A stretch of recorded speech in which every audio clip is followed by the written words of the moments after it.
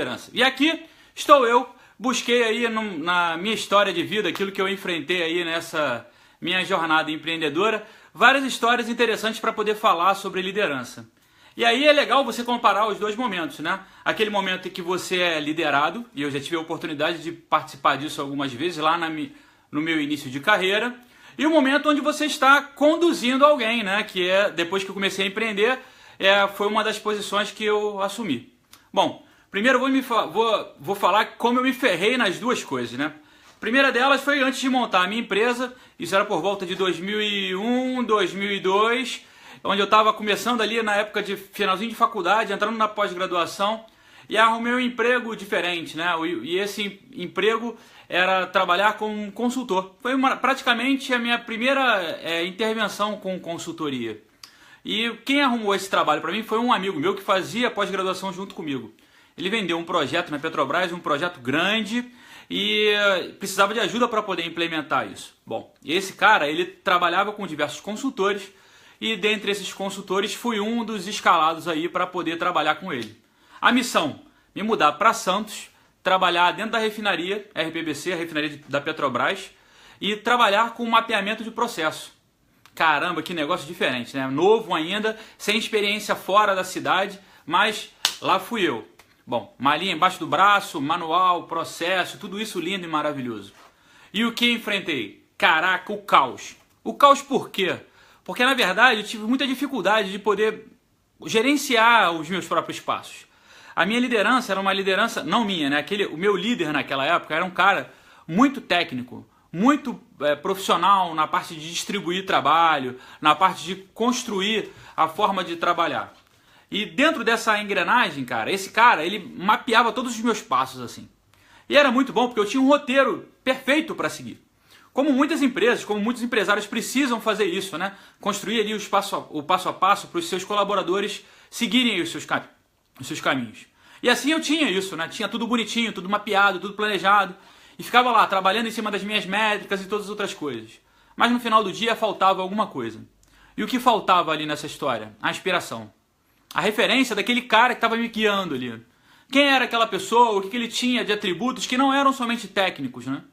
Então eu olhava para ele, eu olhava para a operação e entendia assim, cara, ele é top nessa parte de mapear processo. Ele é top em construir manualização. Mas eu não consigo ver o brilho que ele precisa ter para poder me conduzir, para poder me levar para um lugar diferente, para poder fazer com que eu chegue num estágio diferente. E aí eu tive muita dificuldade para operacionalizar tudo isso. Então, segundo momento que isso veio como confronto olhei para aquela história e me perdi ali, não sabia o que fazer, não sabia para onde chegar. E aí hoje em dia eu fico pensando assim, quantos colaboradores em quantas empresas, né, cara, que ficam totalmente perdidos, sem saber para onde seguir, simplesmente fazendo a sua rotina diária. E aí vem o ensinamento. Por mais que você tenha todos os seus processos bem definidos, toda a sua hierarquia de departamento bem construída, se você não conseguir inspirar as pessoas a realizarem as suas tarefas da melhor forma possível, cara, você não está liderando. Você só está distribuindo tarefas com uma estrutura bem desenhada. Só está organizando desenhinhos e quadrinhos e não trabalhando com pessoas. A liderança fala de coração, fala de pessoas. E aí, quando eu quis sair desse guarda-chuva que me balizava e de uma certa forma atrapalhava o meu crescimento, eu fui empreender. Foi quando eu abri os Arqueiros. Isso em 2002, né, para 2003. Qual foi a grande sacada nessa história? Eu queria fazer diferente. Eu queria trazer pessoas que se envolvessem com a história. E a pegada dos Arqueiros ela é muito legal, porque ela trabalha muito esse lado medieval, lúdico, de história, né? Parece que você mergulha numa viagem no tempo para trazer aquele espírito da nobreza, dos guerreiros, dos arqueiros que tinham uma série de preceitos fundamentais para poder atingir seus objetivos, para trabalhar lá e atingir a sua meta. Então, quando eu cheguei aqui, o que eu queria era ser diferente. Cara, eu preciso trazer pessoas, mas que a gente consiga entender o que essas pessoas vêm buscar. Como eu faço para inspirar aqueles que estão ao meu lado? Como eu faço para trazer envolvimento? E aí tudo isso me trouxe para o propósito. Eu entendi que para poder liderar e fazer com que as pessoas seguissem os meus passos, eu tinha que ter o meu propósito muito bem definido. Se eu não sei para onde eu estou indo, como é que eu vou levar alguém? Imagina eu subir num barco, pegar o leme, botar um monte de gente dentro e seguir. Para onde, se eu não sei para onde eu vou? A maior parte das lideranças atuais não sabe nem para onde estão indo. Não tem métricas e não tem nem processo. Lembra daquele meu primeiro chefe? Esse cara tinha processo. Isso era legal, porque eu sabia a rotina. Mas ele não tinha inspiração para me levar e me fazer lutar nos momentos de dificuldade. Quando eu montei a empresa, o ambiente era meu, né? Eu podia fazer o que eu estava querendo ali, eu podia fazer a minha casa, né? Você na sua casa bota o sofá onde você quer, você bota a televisão onde você quer. Na minha empresa, eu botei a galera onde eu queria. E aí eu vivi um segundo problema. Tava muito na época do Google, essas coisas muito na moda, assim, né? E a galera aqui, eu trouxe o escritório aqui para a base de casa e a gente tinha um espaço amplo, com piscina, churrasqueira. Então a galera vivia um movimento meio que livre de ser. A galera chegava aqui de manhã, a hora que queria, a gente avaliava por produtividade, os caras chegavam no final do dia, todo mundo fazia um happy hour, fazia churrasco, a gente jogava xadrez, o War tinha toda semana, cara, tinha toda semana.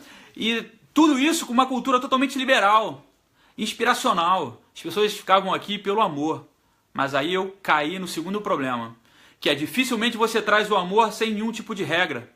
E aí, em algum momento, eu olhei para o barco assim e o barco tinha um monte de capitão. E naquele momento eu perdi a liderança.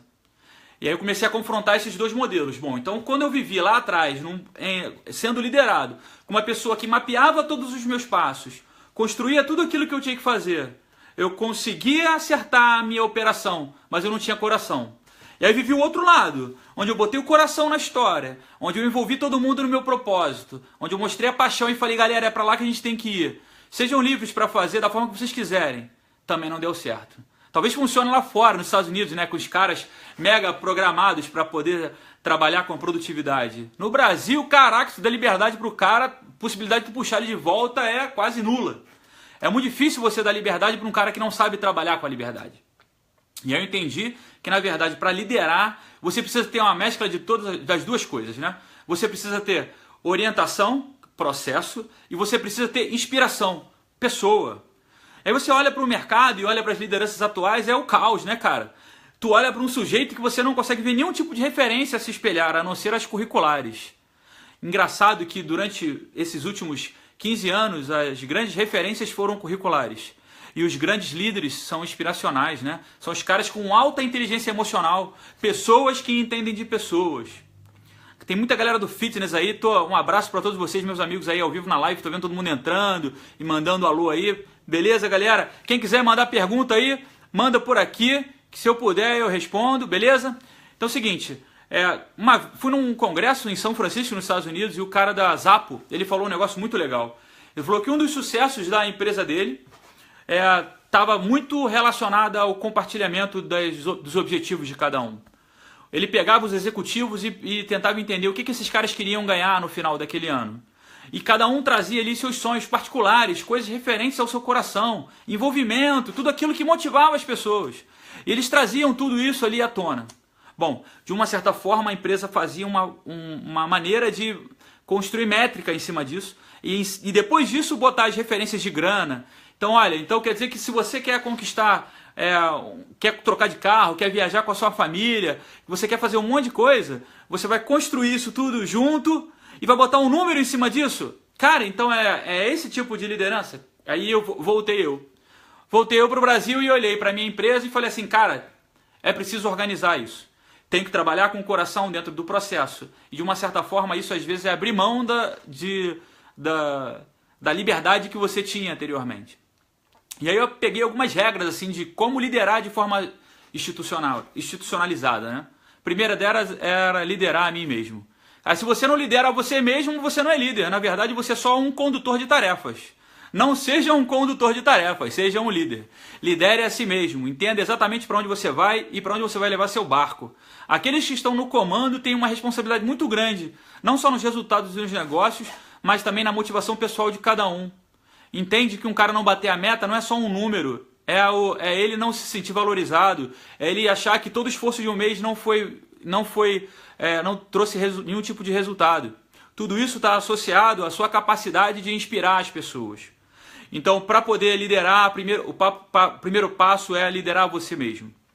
Bom, Tem um propósito maior do que o número, porque não é somente de número que vive uma empresa. Né? As grandes empresas que têm aí, as grandes lideranças, né, que mostram a cara para o mercado e são referência para muitos gestores, essas empresas não trabalham somente com os números. Né? A meta é fundamental, mas o propósito da organização é maior. A missão daquele negócio. Que você, líder, que você consiga alinhar a missão da sua corporação com a forma que você conduz a sua equipe, com os valores que você tem.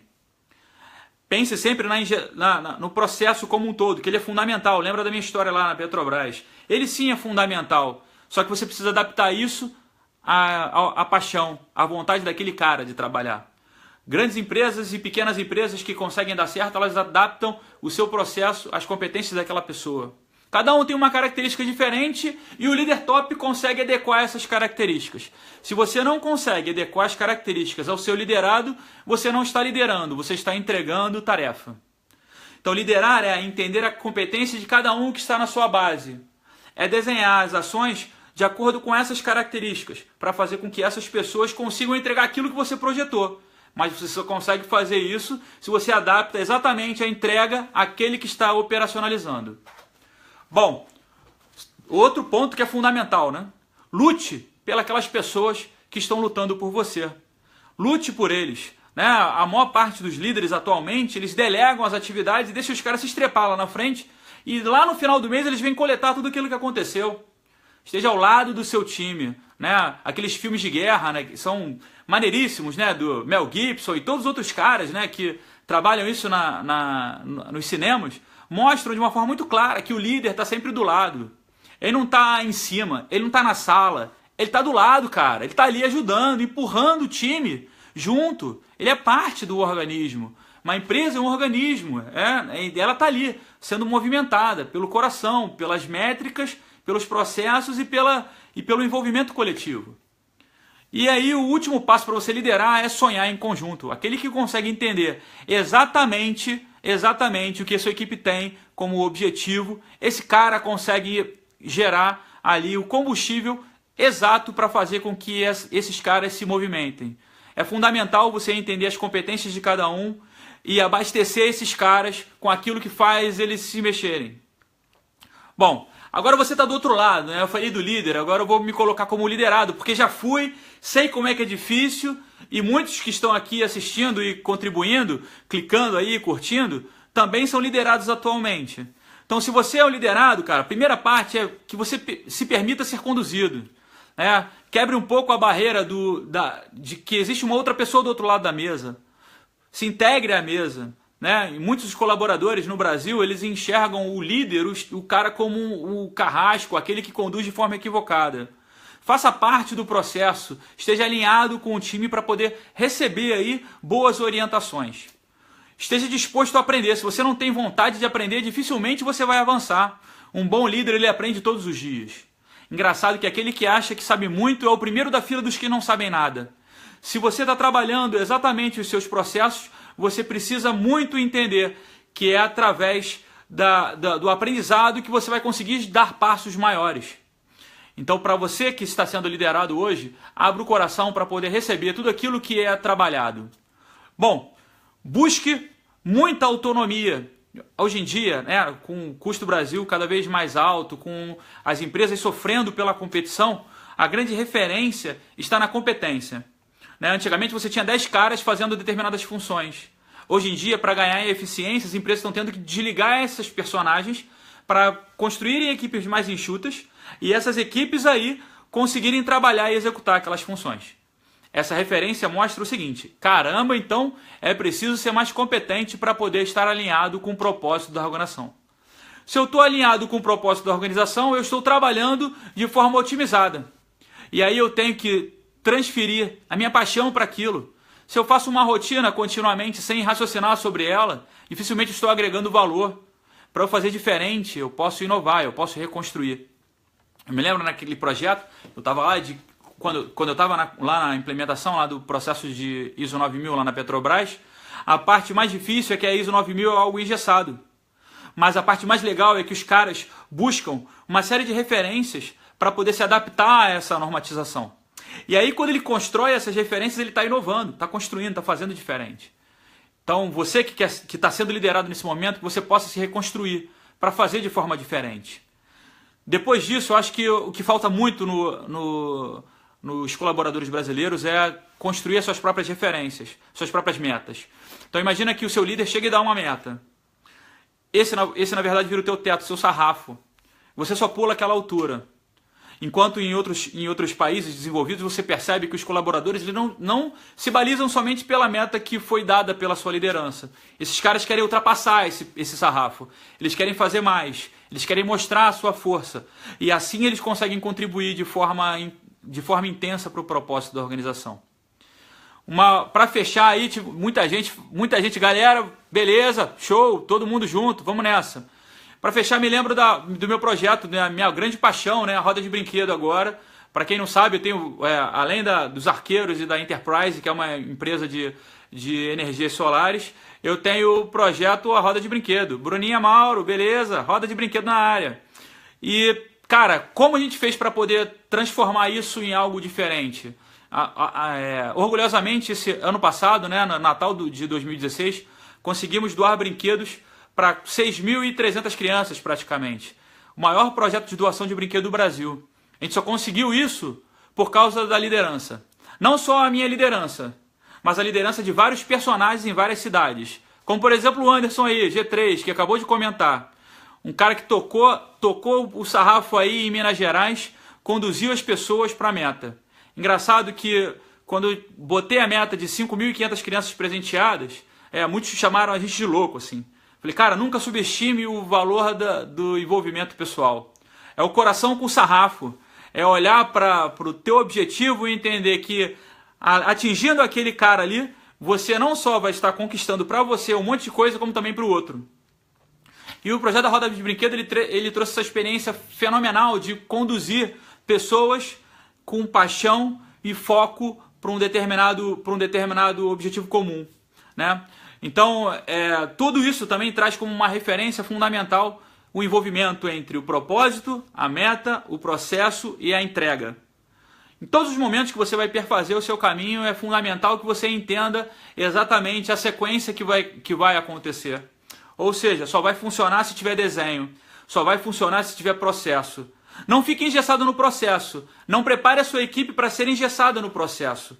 Ultrapasse, inove e reconstrua. Cada vez mais o mundo precisa de pessoas eficientes e que inovam reconstruindo. A próxima etapa é construir novos personagens que são envolvidos de forma sistematizada com o seu coração no propósito da organização. Mostrar para cada um desses caras o papel dele no seu negócio como um todo e como eles entregam isso no final das contas.